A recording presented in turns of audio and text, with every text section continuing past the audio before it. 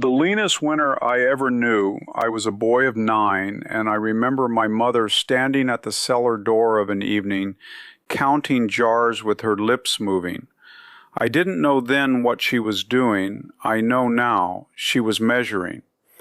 Counting up what we'd put by against what was still to come, working out how far it would carry the family, the way you'd measure a bin of feed against the length of a winter, and know whether you'd make it or come up short. We made it through. We always did. But I've carried that picture of her my whole life. My mother in the lamplight at the top of the cellar steps, lips moving over the jars, because that quiet counting is the oldest kind of wisdom there is. How much have we got? How long will it last? And the best question of all, the one I want to spend our time on today, how do we make one thing feed us longer than it has any right to? Somebody's found a clever way to do just that, to take a single piece of beef and turn it into 20 and more little meals, hot soup, ready in about a minute, put up small and neat in the freezer, and I'm glad they did, because it's a good, honest method with real old sense living inside it.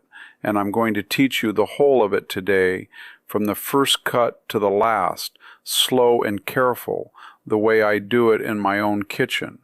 There's genuine wisdom in this, the stretching kind, my mother's kind, and by the time we're through, you'll not only know how to make it, you'll understand why every step is the way it is, and where it sits among the older ways of keeping a family fed. So settle in with me a while. This is worth doing right. My name is Caleb Yoder. I farm, and putting food by is not a hobby to us, and it's not one of these fashions that comes around and goes again. It is the plain, daily shape of a life lived off the land, where the summer's work has to feed the winter's mouths, or the winter goes hungry, and there is no running out to a store when the snow's drifted to your knees in the lane and the horse won't face the wind. So I come to this the way my mother came to it, and her mother before her, not as something clever I saw on a screen, but as the ordinary, honest business of getting a household through to spring, with everyone still fed and still standing. Let me tell you first what this method truly is, the very heart of it, before I ever pick up a knife, because once you see the why of a thing, the how of it comes to your hands easy, and you'll never need to look it up again. The whole idea under all of it is stretching. It's making much of little. You take one piece of meat, and instead of it being one big supper that's here and gone in an evening with nothing left but bones, you cook it down and grind it fine together with a little humble vegetable, and you press it into small blocks, and now that single piece of meat has become 20 small meals, maybe more, each one a portion, each one waiting on nothing in the world but a cup of hot water to turn itself into a good hot bowl of soup. You've taken a little and made it go a long, long way, and made it ready in a hurry into the bargain. That stretching is the true old beating heart of this whole business, and it's the very thing I watched my mother doing at that cellar door. She was living on stretched food, food put up and portioned and made to last, and so was every soul who ever came through a hard season with their family whole. Now let me teach you the making of it, and I'll go slow, and I'll not skip the little things, because I promise you, it is in the little things that a method like this is won or lost. Start with the meat, and here comes the very first piece of old wisdom, and I warn you, it's going to sound backwards until I've explained it. You do not want a fine, lean, expensive cut for this work. You want the opposite. You want a cheap piece with the bone still set in it and a good, honest bit of fat still on it. I know how that lands on a modern ear. Cheap and fatty and bone-in sounds like the poor man's sorry leftover. But you listen to me, because this is a thing the old folks knew down in their bones, and we've gone and clean forgotten. The fat is where the flavor lives, and more than flavor, the fat is calories. It's fuel. In a soft fat year, the health folks will tell you to fear it. But in a hard year, calories are the whole entire point, because a body cannot stay warm through a cold night, nor keep at hard work through a long day without fuel to burn, and fat is the richest fuel there is. And the bone is the real prize. There's a richness down inside a bone, in the marrow and the gristle around it, that no fine lean steak will ever give you at any price. And when it gives that goodness up into your cooking, it lends a body and substance the lean meat alone simply cannot, and it's part of what holds your little blocks together firm instead of crumbling. So the cheap bone-in fatty cut is not you settling for less. It is you reaching for what's actually best for the job. The poor folks in the hard old days weren't sadly making do with the worst meat. They'd worked out, by hard experience, what was genuinely best for stretching and for nourishing, and it happened to be the cheap cut, which is a mercy, for it's a fine thing when what's best and what's cheapest turn out to be the very same thing. So you take that good cheap piece of meat, and the first thing you do, before anything else touches it, is brown it, and brown it hard, in a good heavy pan gone properly hot. Do not skip this and do not rush it, because this one step does more for your final result than near anything else you'll do. You want a deep, dark, well-set crust seared onto every face of that meat, all the way around. 2 reasons for that crust, and knowing them will keep you from cutting the corner. The first is that the crust seals the meat, so the juices don't all cook straight out and leave you something dry and gray. The second is flavor and color both, for that dark seared surface is where a deep, rich taste is born, and a deep, dark, handsome color with it. Skip the browning, and your soup comes out the far end pale and thin and flat, and you'll wonder what went wrong. Brown it dark and proper, and that same soup comes out deep and rich, tasting for all the world like it simmered the whole day long when it didn't. It's a few minutes of patience at the pan, and it pays you back in every bowl you ever pour. Patience at the browning is the cheapest flavor you'll ever buy. While that meat's browning and filling your kitchen with a good smell, turn to your vegetables, and here it's plain humble stuff. An onion or 2 and a carrot cut in big rough chunks, and don't fuss over them being pretty, for every bit is going through the grinder later and it makes no difference. The onion, cooked down, gives you that deep, savory bottom note, the thing that makes a soup taste like a real soup and not like warm water. And the carrot brings a gentle sweetness to balance it, a good warm color, and real nourishment besides, the kind of plain goodness that counts for most exactly when the eating's been thin. 2 onions and 1 carrot.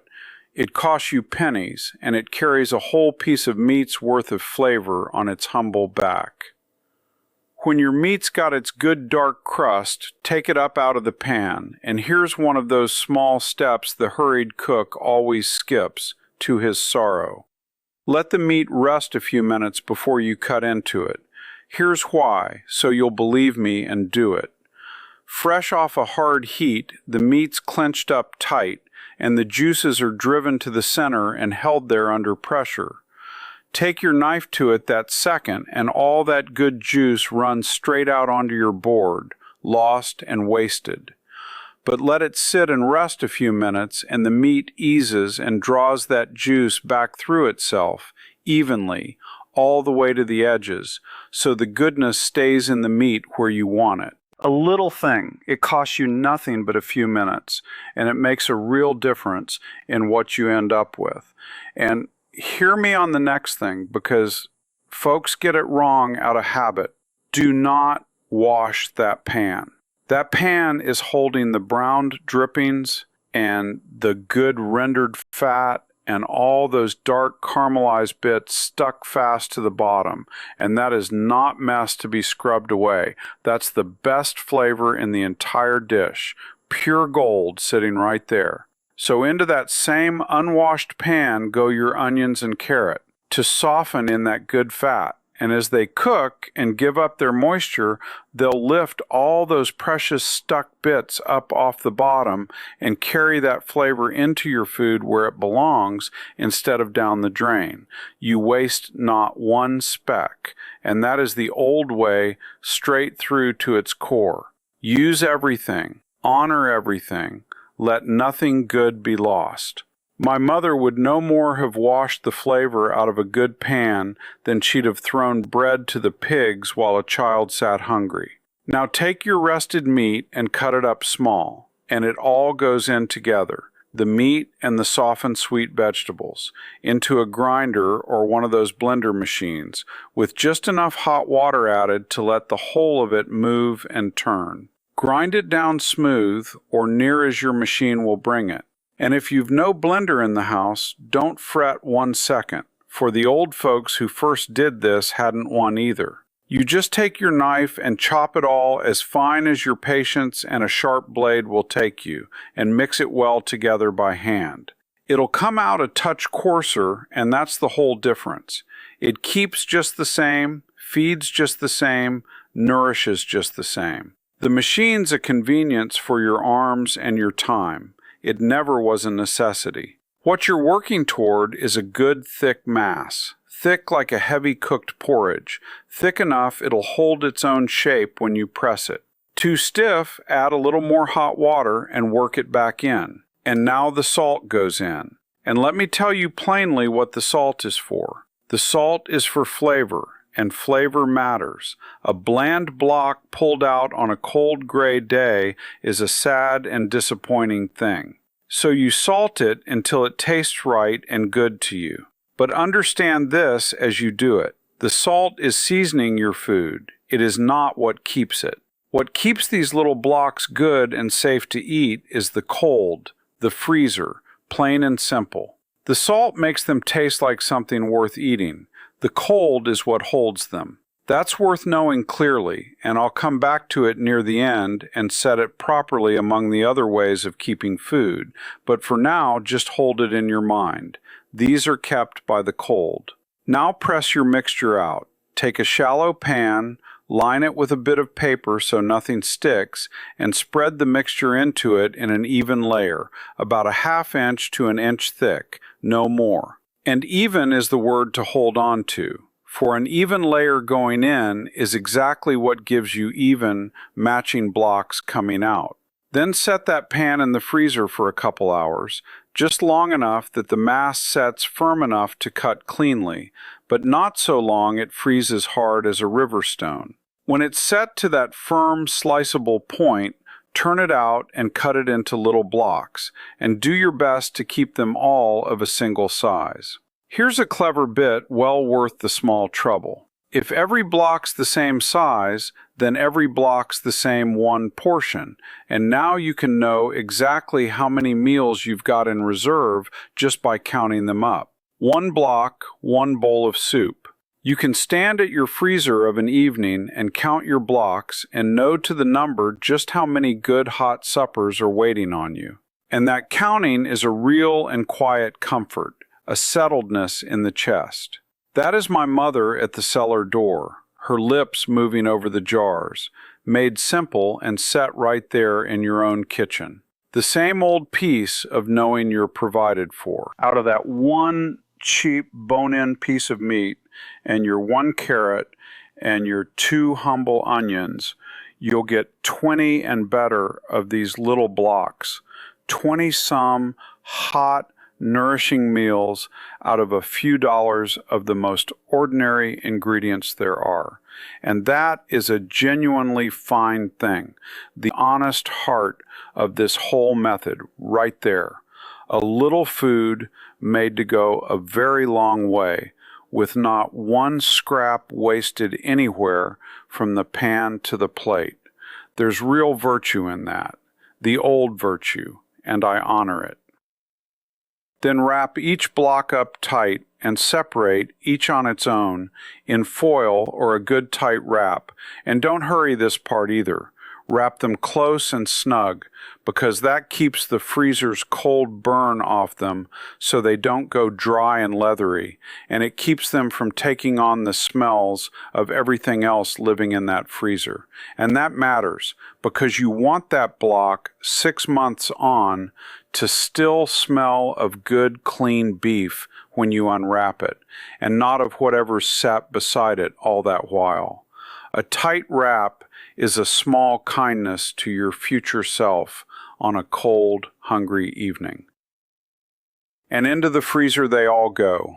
And then, on whatever day you want one, you take a single block out, unwrap it, pour boiling water over it, and inside a minute you have a thick, dark, steaming bowl of real soup. Real meat and real vegetables, not a powder shaken from a jar, not some little pressed chemical thing torn out of a foil packet. Real food you made with your own hands, ready in a minute. And that is genuinely grand. I'll not be shy in saying it. A real, hot, filling, nourishing meal in about a minute from good, honest ingredients you cooked yourself. There's a deep satisfaction in that, and a real everyday usefulness. For the busy day when there's no time to cook, for feeding a whole houseful in a hurry, for the quick, warm bowl handed to a cold, tired, hungry child comes stamping in from the evening chores. For all the ordinary run of daily life, these little blocks are a genuine blessing, and I'd keep a freezer good and full of them and be glad of every one. Now let me come back around to the keeping, the way I said I would, because I want you to understand it well so you lean on these blocks in just the right way and never the wrong way. These keep by the cold. That's the plain thing to fix in your understanding. They are freezer food, and good freezer food at that, and they'll keep a fine long while, so long as that freezer's humming and holding them good and hard frozen. Wrapped tight and kept cold and solid, one of these will pour you out a good hot bowl of soup many long months on. So treat them for what they truly are, your ready store for the ordinary days, the busy week, the night you've no strength left to cook, the quick, warm supper for the little ones. For all of that, they are a genuine wonder, and I mean it. And now, because I come from folks who thought long and hard about the truly lean times, let me set these little blocks in their proper place among the old ways of keeping food, so you go away with the whole picture in your hands, and not just the one corner of it. The freezer is a fine modern blessing, and these blocks make good, clever use of it, but my people kept food, and kept whole families alive through hungry winters long before there was ever a freezer in any house, and those older ways are well worth your knowing, because they lean on nothing at all but themselves. There is the canning, food put up in sealed glass jars, heated proper so it will keep for years, right there on a dark cellar shelf with no cold at all. A jar of good stew, put up right, will sit patient on your shelf and feed you 2 years on.